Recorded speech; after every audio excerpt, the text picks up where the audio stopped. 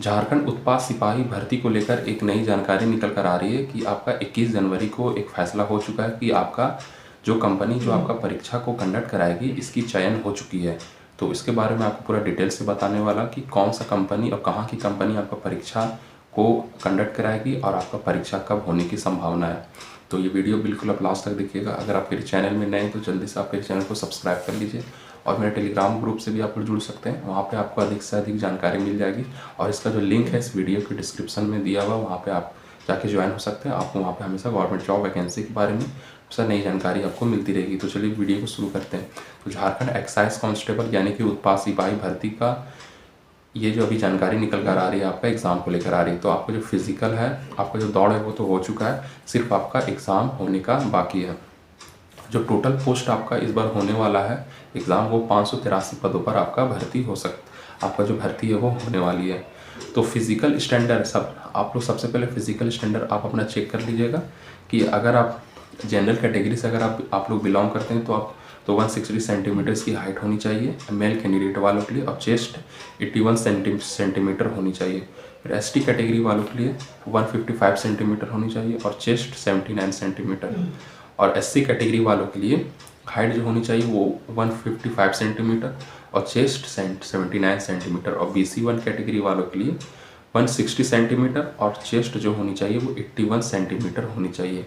तो ये जो मैं आपको बता रहा हूँ ये सबसे पहले आप अपने खुद से मेजरमेंट कर लीजिए, तो ये आप परीक्षा की तैयारी कीजिए। अगर आपका ये जब ये आपका चेक होगा, अगर 1 सेंटीमीटर भी अगर आपका ये कम रहेगा तो आपको वहाँ पे रिजेक्ट कर दिया जाएगा।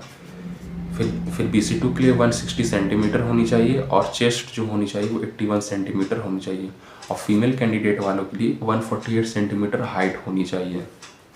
तो ये जो फिज़िकल स्टैंडर्ड है वो अपने आप खुद से किसी से मेजरमेंट करवा लीजिए या खुद से मेजरमेंट कर लीजिए, तभी आप परीक्षा की तैयारी कीजिए। अगर आप परीक्षा में पास भी क्वालिफाई हो जाते हैं, जब आपका फिज़िकल स्टैंडर्ड टेस्ट होगा तो हो सकता है आपको वहाँ पे रिजेक्ट किया जा सकता है। तो फिर दौड़ तो आपका हो चुका है। आपका 22 अगस्त का जो दौड़ का जो प्रक्रिया है वो चली थी 22 अगस्त 2024 से। तो लगभग 7 से 8 दिन आपका जो दौड़ का प्रक्रिया वो चली थी और टोटल 7 डिस्ट्रिक्ट में 7 जिले में इस प्रक्रिया को चलाई गई थी।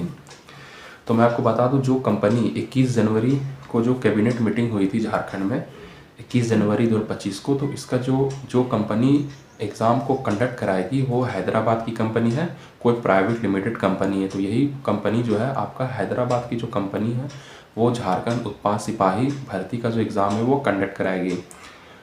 तो जो कंपनी झारखंड उत्पाद सिपाही का जो एग्ज़ाम लेने वाली जो कंपनी है वो हैदराबाद की है, तो इसका जो चयन है वो हो चुका है। तो आपका अब एग्ज़ाम की प्रक्रिया की तैयारी चल रही है।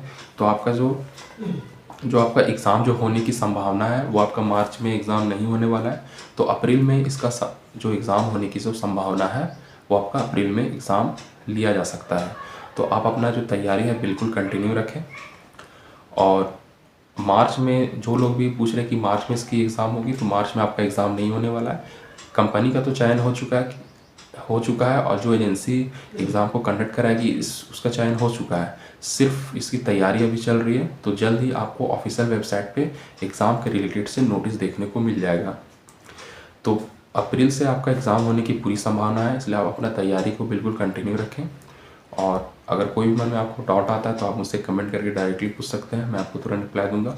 और अगर आपको और अधिक जानकारी चाहिए तो आप मेरे टेलीग्राम ग्रुप से आप लोग जुड़ सकते हैं, वहाँ पे आपको अधिक से अधिक जानकारी मिल जाएगी। तो मेरे टेलीग्राम ग्रुप का जो लिंक है इस वीडियो के डिस्क्रिप्शन में दिया हुआ है, वहाँ पे जाके आप ज्वाइन हो सकते हैं। तो अभी तक आपने मेरे चैनल को सब्सक्राइब नहीं किया है तो जल्दी से आप मेरे चैनल को सब्सक्राइब कर लीजिए, शेयर लाइक ज़रूर कर दें। तो फिर मिलते हैं नेक्स्ट वीडियो में, तब तक के लिए जय हिंद।